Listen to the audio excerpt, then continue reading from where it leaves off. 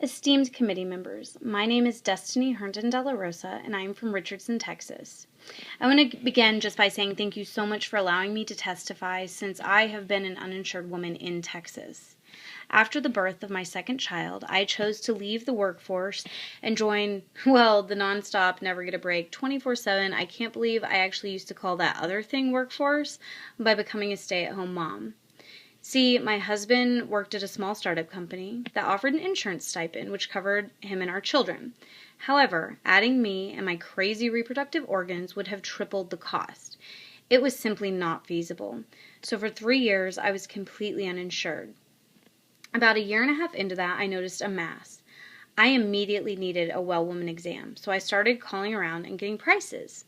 I found that Planned Parenthood would do a full exam for $78. I also found that no doctor's office would take me without insurance, and in order to qualify for Medicaid so that I could see those doctors, I had to be pregnant, which was obviously not an option. The other alternative was going to the emergency room, as another uninsured friend of mine had to do when she thought she was experiencing an ectopic pregnancy, and in her words, it would bankrupt my family. I didn't give up, though. I kept looking, and I found a list of federally qualified health centers on the state's website. However, when I tried to call and make an appointment with one, I ran into a whole lot of disconnected numbers or offices that did not do anything even remotely close to well woman exams. That is unacceptable. To many women of my generation with fledgling families on a budget, our options are clear. Women's health care is run by a monopoly here in Texas. It is either Planned Parenthood or nothing. And as someone who firmly believes abortion is the taking of an innocent human life, I could not bring myself to go to Planned Parenthood, even though my own life might have been at risk. I wanted to be treated by a physician who took the oath to do no harm and actually stood by it. Because I could not find that at Planned Parenthood, I waited another year and a half until my husband transferred jobs and I became insured to get the medical attention I needed. Our health care can no longer be an afterthought. Texas is amazing in the way it helps uninsured women when they are pregnant, but what about the rest of the time? What about when we are facing potentially life-threatening ailments unique to our gender?